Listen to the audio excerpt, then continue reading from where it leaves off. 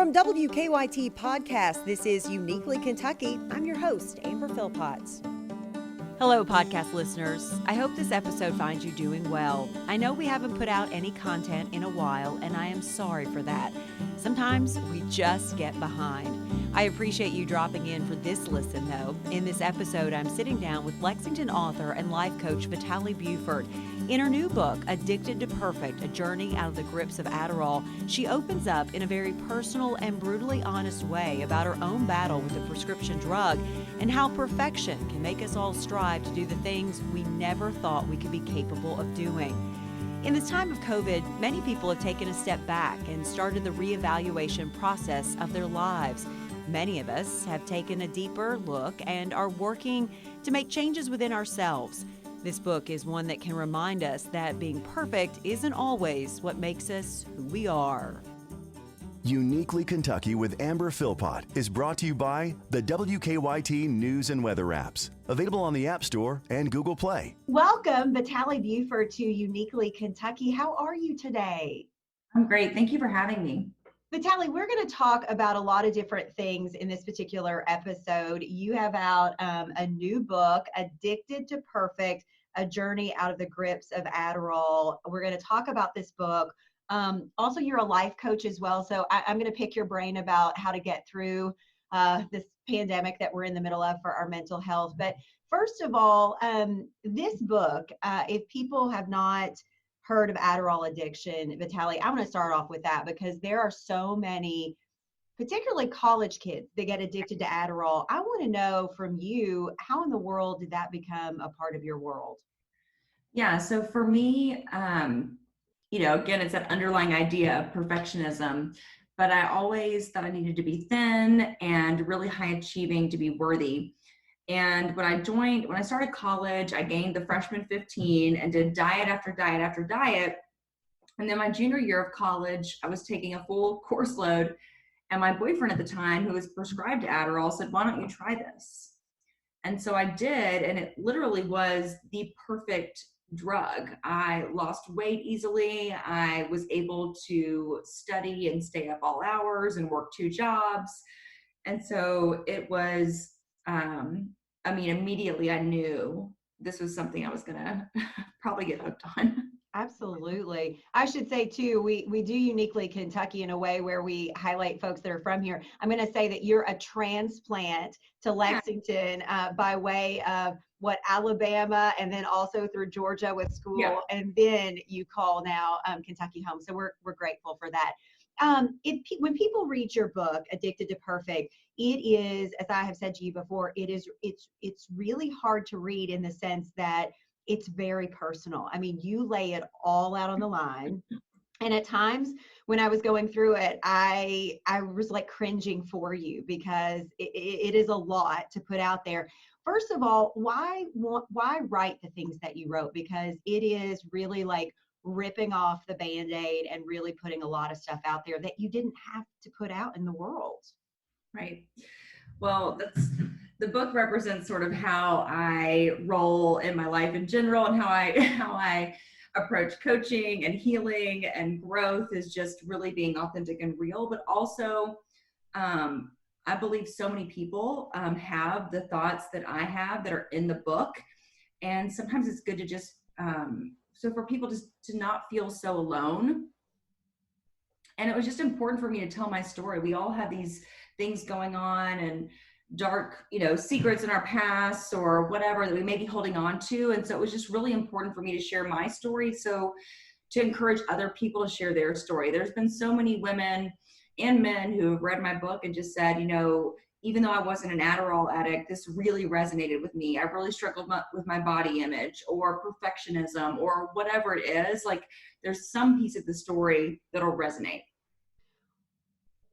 In talking about Adderall, that is something right now that I worry that a lot of parents who send particularly college kids off to college, they don't realize. And in reading your book, and I know that this was several years ago, but I saw how you went about getting Adderall, and it didn't seem very hard to get that prescription. So first of all, what do you want parents to know about this kind of drug? A prescription drug, I should say. Yeah, I think just having a conversation with their kids about it, that it can be dangerous, that it's highly addictive, that it's on campus, that it's the study drug. It's easy to get. And then also, I think it's the reason I took it is because I felt so pressured, right? So I think it's also just having a conversation with your kids about, you can achieve the things you want to achieve without that. Like you're whole and complete just as you are, because took it to fill a void.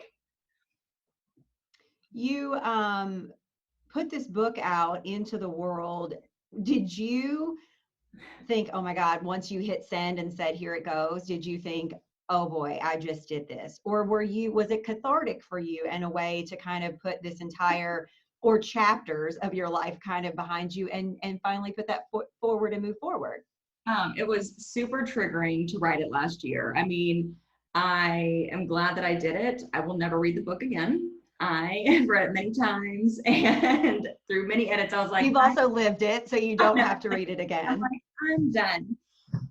For me, submitting it that final time was really scary. And there were some stories about my mother that I took out just because my gut instinct said that I should leave those out. And so I did, and I feel better about that. But yeah, most definitely. I mean, yes, was it healing? Yes, but no. I mean, I was completely scared, anxious. When you put your story out there like that, you never know. People that really struggle with addiction, it really doesn't matter who you are. It doesn't matter what socioeconomic level you're at. It doesn't matter if you're male, female, or your age. And so, I think a lot of people would look at you, Vitale, and they would say, there's no way she has an addiction story. But in a way, that is so wrong of all of us, because we never know what people are dealing with, right? Right. Right. And I think that's, it's that really the ability to just, I guess, what am I trying to see here? Sorry. But I think for me, just taking the judgment away from people, knowing that we're all humans, we've all experienced different things, and that's the lens in which we view the world. But yeah, I think as humans, it's easy for us to make judgments just based on how we've grown up and things that we've experienced. And yeah, I represent just a different stereotype, different demographic. In reading the book, I noticed that, your mom, what you do put in there of your mom, you do talk about your mom drinking quite a bit.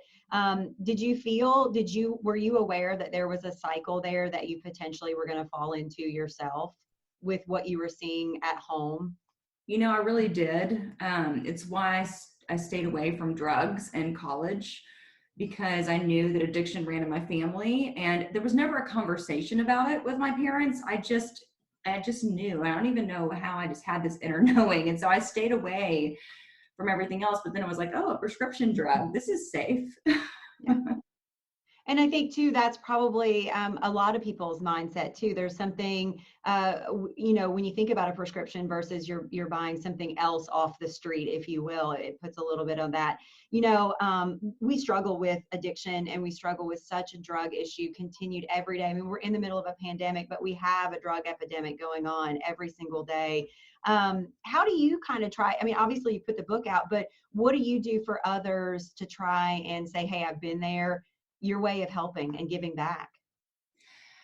Yeah, I think just by even telling my story. I mean, for anyone who follows me on social media, like the content that I write is from my heart, and then I publish it basically every day. And so just sharing my story, I get lots of people reaching out from all over. They're like, I read my book and I read your book and I feel not alone. Or, I've been following you on social media, and, I've struggled with Adderall. And so for me, it's just by showing up as myself and telling my truth that makes other people feel like they are not alone and can share their truth too. When was that moment, Vitale, that you said, something's got to change? I mean, something has got to give, and I have got to do a 180 or maybe a 360. Do you remember that exact moment? Yes, I do. So there's a few moments. It's basically this 2-week span, but what happened is there was this Justin Patton is this coach, and he allows me to use his name, but he's one of my dear friends. He's a coach here in Kentucky, and incredible what he does. But I'd hired him to work at the law firm that I was working at in Birmingham at the time. And he had just seen me interact with my team, and we were in the car together traveling between presentations that he was doing. And so he looks at me out of nowhere and he says, "Are you critical of your team?" And as someone who was not okay with personal criticism or feedback and had not asked for it or said, okay, I was really taken aback. And he said, no. He could tell by my response. He said, no, I think you're critical of your team because you're critical of yourself. And then the phrase that changed my life, it was this moment. He looks at me and he said, "I see in you what I refuse to see in me." And so I really have no idea what that meant. I was like, that's deep. I'm just going to think on that. And still I'm in the midst of my Adderall addiction. And I've been doctor shopping. Like my tolerance was, the amount I was taking every day, I don't know anyone else that's taken that much. Honestly, I've never met anyone or heard of anyone. But, I'd been running out of Adderall. It was getting harder to get it. Doctors were finding out about each other that I was seeing both of them. So they declined, being able to help me and wrote formal letters. I still have those letters. And so then my mom came to visit me and she was in my house. And when I got home from work, she had been drinking. And it was this moment where I was like, why can't she just get sober? This is so frustrating. I've been dealing with this my entire life. And then Justin's phrase came into my mind where it was like, I see in you what I refuse to see in me. And I was just like this light bulb moment where I'm like, I've been pointing the finger at my mom to get sober, but I have been completely unwilling to get sober. And truly, like a few weeks later, I prayed to God. I was like, for the first time, I prayed, but I never prayed to help with Adderall. My prayers with Adderall were more like, can you fill this one prescription, please? Sure. And so I prayed, and then 2 weeks later drove myself to rehab. Wow. And when was that? That was so my sobriety date's June 7th, 2014. And so it was that week. Wow. Vitale, do you do anything that you celebrate that specific day every year that you remind yourself or, I do. I think for me though, I'm just like, the bigger freedom that I feel is not just from Adderall, but really the reason I was an Adderall addict is because I was addicted to perfection. Mm-hmm. And so for me, the bigger celebration, I don't have a date to mark my perfection sobriety. and I wouldn't say that I'm sober from perfection by any means, but that's really meant the most to me. That's really what was holding me back. Adderall was just a symptom. Perfection is one of those words because I struggle with perfection. Lord knows I am in a business where you're expected to be perfect. You're expected to look a certain way. So I really struggle with that. But I'm also, I'm a weird people pleaser. Like I want to make sure that I do a good job for every single person, but then I also sometimes don't care, right? Like I know that everyone's opinion is their opinion. So I really struggle with that. And I would think that it doesn't matter if you're in television like I'm in. I think there are a lot of people that are really struggle with their own version of perfectionism. Am I right about that? Yes, I would say so. Perfectionism is externally motivated. And what I mean by externally motivated is, like you say, with people pleasing, right? I need to please that person for me to feel worthy or happy. I need to have that job, that salary, that relationship. Things need to work out this specific way for me to be happy. Whereas excellence is internally motivated. So perfection is fear-based and externally motivated. And the way that I frame it, everyone to some degree, I believe, struggles with some form. May not be some strict perfectionist, but to some degree, it's probably holding them back. So the book ends, I'm not giving anything away because I think you're very open about this, but what I love about this book is that there's not really I was getting to the end and I was like, okay, there's just going to be this big, profound moment. And I don't mean that as a criticism. Yeah. It is what it is. But I think the best thing of the book is that you became a mom right in the midst of all of this in not the traditional way that you would become a mom. You stepped in when your sister had a child, and now you have custody of that young man now, I'm going to say. So really, I was like, what am I looking for at the end of this book? That is one of the greatest things that in all of this, you really did give yourself up and you gave yourself to somebody else that I'm sure you were not ever expecting to do. No, being a mom wasn't really, it had been on and off my radar becoming a mother, and I wasn't really close to my nephew. for reasons that are described in the book. Mm-hmm. And for me, it was just like this God moment where I was like, you know what, maybe I could step in and be his mother. And it was scary for me to even say that, because I was like, who am I to say I could do that? And how can I be a mother? And what, I'm only 2 years sober. So can I even do this? And then I said it out loud, and my aunt and my grandmother were like, we've been waiting for you to say that for like 2 years. But you can't tell someone to do that. They have to come to that conclusion on their own. It's too big of a deal. And so, yeah, like he really him coming into my life and becoming the guardian of my nephew and becoming his mother was a huge shift in my life. I'm sure of all the things that you were juggling before, you probably were thinking, wow, that was nothing now that I have a little one in my life, right? Right. Right. But I'm also someone who doesn't believe you have to do it all on your own. And so for me, like also as a life coach, like I know I need me time. So babysitters and having a community and really like asking for help has been huge. Isn't that something we should all finally figure out? We shouldn't be expected, and we don't have to do everything ourselves. Let's switch gears. You put a book out in the middle of a pandemic as well. Being a life coach, I think there are a lot of people, Vitale, that for all of the negatives to COVID-19 and what we've been through since March, I mean, I think that there have been a lot of positives where people have really been able to reevaluate their entire world. For me, it was a chance to put down the daily planner because everything got canceled.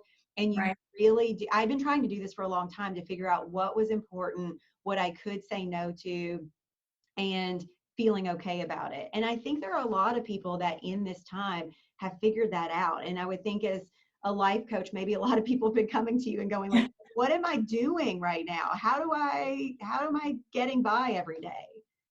Yeah, I think that being in our houses for an extended period of time, we were faced with our insecurities, our triggers. And so those things that maybe we had been running from for most of our lives, for most of us, we could no longer hide, right? And even just the universal truth that everything in life is uncertain, that we are only in control of ourselves. I mean, that's a truth that has always been true, but with the pandemic, we could no longer escape it. And so it was like, and that's why like perfectionism, especially a lot of perfectionism has been triggered during this time because control is a major symptom of perfectionism. But yes, and I think the people who are using this to grow and learn and heal themselves and do hard things, like I'm really proud of them for, committing to their growth. And like, you're able to look at your schedule and see like what good has come out of this. And it's really interesting too, for me, people have started to call and go, okay, we're going to have this event, we're going to have that. And I'm like, and now I feel a little like, oh, I really like, I'm here to do anything for anybody, but it is that moment where you're like, am I ready to go back out and put those things back on the calendar every single day? So I think some reflection in all of this. And I hope that when we come out of this, I hope that people remember all that reflection and they don't just put it aside and say that was just COVID time. I hope that that's the case. Well, what a great opportunity for you to exercise your people pleasing and boundaries. I think I've done that. I usually get really worked up about stories, and sometimes I will sit and it's probably a bit of OCD as well. And I will look at things over and over. And I finally said, you know what, Amber, your first instinct is what you put down, go with it. Don't sit in here for 3 hours. So I'm hoping that something COVID is teaching me. I don't know. How do you go about why did you leave corporate America and want to become a life coach? Because it would have been very easy. Was that part of kind of shedding that need to, be perfect and have the salary and have the perfect job? So I become a certified coach. And so in my corporate job and career, and I've been coaching women on the side just to practice my skills, like just to practice and see like what resonated, what didn't. And I enjoyed it a lot, and they started paying. And then there was just this inner knowing, like for me, I just knew, like, and I never thought I was going to start a business. My mother owned a business. So I was like, I am never going to own a business. That sounds, miserable, and I'm never going to do that. And so that was never in my mind. I was like, I'll be a coach in corporate America, and that's just what I'll do. And I hired my first coach in 2017. And we did some really deep work on boundary setting with my parents and some other deep work. And because I was able to do that deep work, it cleared the space in my brain for me to dream what's possible for me. And I never had that space before because I was too enmeshed with my family and just the things that don't really matter, but we don't know any better. Our insecurities, our triggers, the stories we tell ourselves. And so when I was able to really start releasing that, I was like, oh, I can focus on me, and wow. And so I went to a few conferences. I read the book, You Are a Badass. And it really was the book, You Are a Badass at Making Money. Mm-hmm. It gave me the courage to do it. And, I had no money in savings, obviously a single parent. And I was like, I'm just going to go. And it's been a major personal growth journey. So I'm not going to say it's been easy, but I wouldn't do it differently. What's your style, Vitale? Because every life coach, every person that does that kind of has their own style. So what would you say your style is and how you approach your job and how you approach, your clients?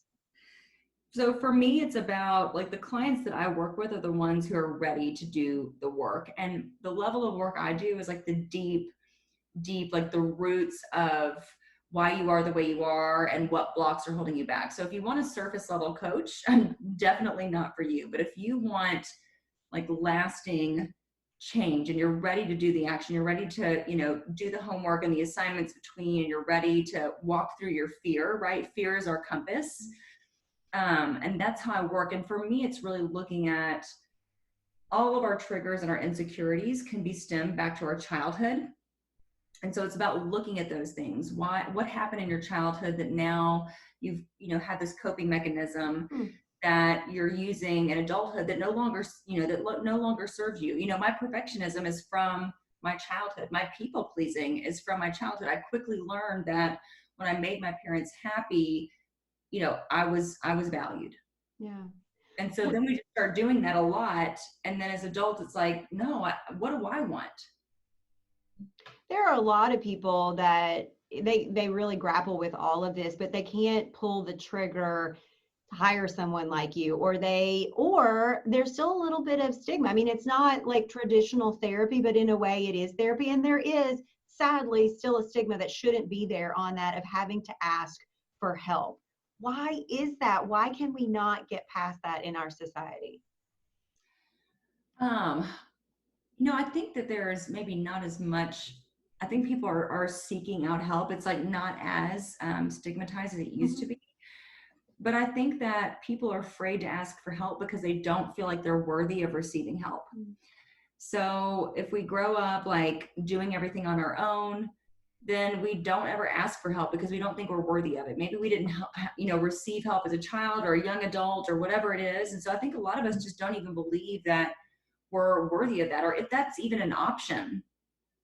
Sure.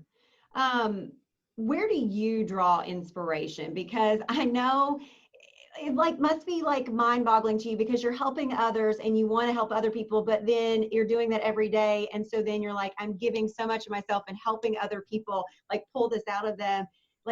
And your bank account can run dry sometimes in that area. So where do you draw inspiration to make sure that you're present and you're pumped and feeling good to try and be the best you for other people? Yeah. So I think for me, it's what it comes down to most is my routine is where my mindset starts, right? So I need to lead by example. I cannot tell my clients to do one thing and then me do another. I mean, I could, but that's just out of integrity for me. And so I draw inspiration because I'm constantly doing the work. I have a therapist and I have a coach, and I'm constantly growing. It's my number one value. And so I'm always going to uncover the things and why I am the way I am. And, oh, that's interesting. I didn't know I was still dealing with that. And that's come back up for me again. And so I think for me, by constantly doing the work and seeing new perspectives, I get to learn other people's coaching, therapy, counseling styles. But then I also I'm constantly learning new things about myself and I'm doing the work. And then I think just doing scary things all the time. I'm going to build this area of my business and I'm going to ask, for me, I'm really working on bringing perfectionism and those and what I teach to the workplace and in corporate America. And so that's scary, but I'm doing it. And then I think it's the people that I surround myself with. I have friends, but then also people that are entrepreneurs all over the United States that I've met in masterminds or events that I'm really close to, and they're doing the same thing I'm doing. And so we can lift each other up when we're down and draw inspiration from each other. I love to know what other people are reading or listening to, and especially somebody like you that's a life coach. What books are, like, if you had to pick like top 3 reads if you're kind of looking to get motivated and get going. And then I am like a podcast junkie. I just love them. So what are some of the things that you're listening to as well? Or do you? Maybe you don't listen to podcasts. No, I do. I listen to a lot of Tim Ferriss, and then Mark Groves, Create the Love, which is a lot about like relationships. So those are the podcasts I listen to. But in terms of books, the book that that is mandatory reading for all of my clients is it's called The Wisdom of Anxiety. Oh, okay. And it is, I would say, in my top 3 books ever. It is, everyone struggles to some degree with anxiety, and it is the most incredible book. So The Wisdom of Anxiety is really good. You Are a Badass at Making Money is really good, because we all have different money stories, and we make our relationship with money can be very emotional or triggering, and we can have our identity tied up in that. And so it really helps you break it down and where your money stories came from in your childhood. And so that it really, I think, empowers you and can give you some freedom to make better financial decisions for yourself and also take some risk. And then I would say a daily reader that I read also. I love she has a stack of books at the back. I love it. It's called A Year Without Fear. Mm-hmm. And it's a daily like meditation book. And so every day is a passage, and I read it, and it can give me inspiration and just guide my thinking. Vitale, from the outside again, I've known you a couple of years. We have mutual friends, and I'm thankful for that, because I would have never known you had it not been for that mutual friend. But, from the outside, we can all look like, Instagram can look like everything is great. Social media, are there days that you still go, it is one foot in front of the other. And I hope that you want other people to relate to that, right? Because it is literally like, I am just barely getting it together today. Oh my goodness, all the time. I don't have it together.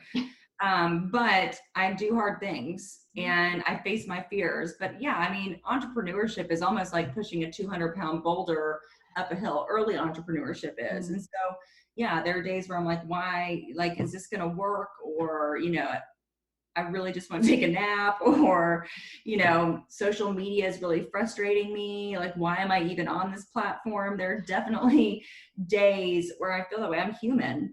But I'm committed to my growth and helping other people grow and reach their fullest potential and their best life. I'm going to go off topic from what we're talking about. Obviously, I entitled this podcast Uniquely Kentucky, and you detail in the book sort of how you roundabout made it here. So I want to know from you, like, because I know Lexington especially has that grasp on people. It captures you and makes you want to stay. I know a lot of people that didn't intend to stay here, and they did. So what do you love about the Bluegrass? What kept you here? Yeah, so I moved here and I didn't know anyone except for the guy that I was dating at the time. And so for me, like, it was important for me, just out of survival and necessity, I, created my own friend group. And, my friends that I've had since I've lived here for 15 years. And so I think for me, it's the community, most definitely, like, just my friends and just the community in general. And that's what I love the most about the Bluegrass. Absolutely. Where can people find your book if they want to read the book? Or how do they find you if they're like, hey, I'm listening and she's right up my alley, and I want to be able to try and see if I can get some life coaching from you? How do people find you? Yeah, so you can find me on Instagram. That's where I'm on Facebook as well, but I'm most active on Instagram. And so that's just Vitale Buford. It's my first and last name. And then you can buy my book on Amazon, and it's available on Kindle and Audible. Well, I suggest that even if you've never had an addiction, you don't know anyone, it's still a really good read about just why we do the things we do, and what makes us sometimes do those things, and what can end up. But I cannot believe how brutally honest you are in this, but I applaud you for it. I feel like I know so much, and I'm okay with that. So Vitale, before I leave you, leave me with something. What can you tell me to say, get it together, Amber? I'm like, let me see if I can pull up a quote that's really speaking to me right now, because I love that. About the quotes. I think it's all about, so for me, one of the things that's been resonating a lot is that self-discipline is the highest form of self-love. And so we look at discipline as this harsh word and, I don't want to do my routine, I don't want to exercise daily, but when we follow through on those promises and commitments we make to ourselves on a consistent basis, it is the highest form of self-love. Says it. Thank you. Vitale Buford, the book is Addicted to Perfect, A Journey Out of the Grips of Adderall. Boy, I'm so glad that you made it to Lexington and they're here. Yeah, me too. Keep it up, keep doing great things, and most importantly, just thank you for being open and honest and sharing and potentially helping be a voice for somebody else that maybe didn't think they could use theirs. So thanks for that. Thanks for having me.